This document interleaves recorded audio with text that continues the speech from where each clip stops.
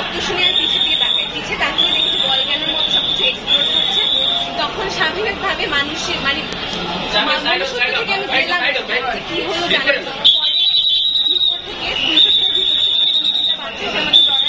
আপনি কিছু করো। তখন আমি ভাবলাম যে আমাদের কলেজে মেডিকেল নিয়ে, কিন্তু ওইদিকে যখন যাচ্ছিলাম তখন আমাদেরকে আর্মির লোকরা ছিল, ওরা বললো যে এখানে হবে না, মেডিকেলের নিয়ে। তখন আমি ওদেরকে নিয়ে উত্তর আধুনিকে আসি। উত্তর আধুনিকে আসার পরে ওখানে জানতে পারলাম যে এইসব পেশেন্টের তেমন ভালো প্রপার ট্রিটমেন্টের ব্যবস্থা নেই। তখন ওরা বললো যে এখানে আসতে হবে। তখন আমি ওর ব্যাগ উত্তর আধুনিকে দেখে আমি আমার একজন বান্ধবী অ্যাম্বুলেন্সে উঠে পড়লাম, বাচ্চাদের নিয়ে উঠে আমরা এখানে চলে এসেছি। কয়জনকে নিয়ে এসেছি? আমাদের অ্যাম্বুলেন্সে ছিল 3 জন।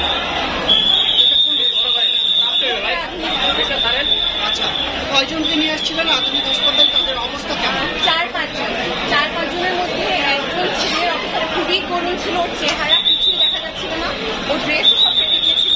ওর অবস্থা আমি শুধু জানতে পারিনি, কারণ যে মেয়েটাকে আমি নিয়ে এসেছি ওর অবস্থাও খারাপ। ও আমার হাত ধরেছিল আর বলছিল যে আপু তুমি যাইও না, তুমি থাকলে আমার সাহস পাই। তাই আমি ওর পাশে থেকে একদমই সরে নেই যতক্ষণ ওর গার্ডিয়ান আসে। যখন ওর গার্ডিয়ান আসে আমি ওয়ালটন এখন দেশের সীমানা পেরিয়ে পৌঁছে গিয়েছে 50টিরও বেশি দেশে।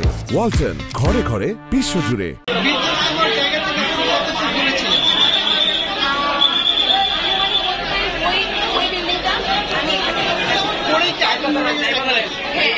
সাউন্ড হয়েছে, 2টা বড় সাউন্ড, পরে পিছনে তাকিয়ে দেখি যে আগুন জ্বলছে। ক্লাস স্টুডেন্টরা পড়ে জুনিয়র সেকশন 5 কেজি শিওরলি বলতে পারছি, সব জুনিয়র ছিল।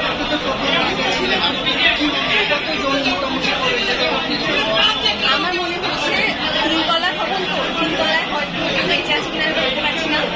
আর বাকি খবর আমি তেমন দিতে পারছি না, কারণ আমার তখন কি হচ্ছে না হচ্ছে ওই সিচুয়েশন জানার মতো কোনো মন মানসিকতা ছিল না।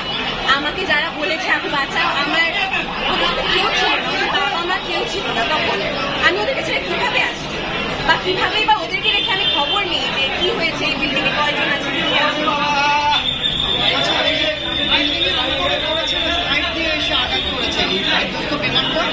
আমি ওটা ঠিক শিওরলি বলতে পারছি না, বললাম যে সব নিচে তাকিয়ে দেখেছি আগুন জ্বলছে। কিন্তু আমার বান্ধবীরা 7 নম্বরের ক্লাস ছিল, তারা বলছে যে বিল্ডিংয়ের উপরে পড়েছে। আপনি কোন ক্লাসে পড়েন? আপনার ওই আপনি যে ক্লাস করে নিচের সময় তেমন না, এখান থেকে এই আপনার নামটা আসলাম।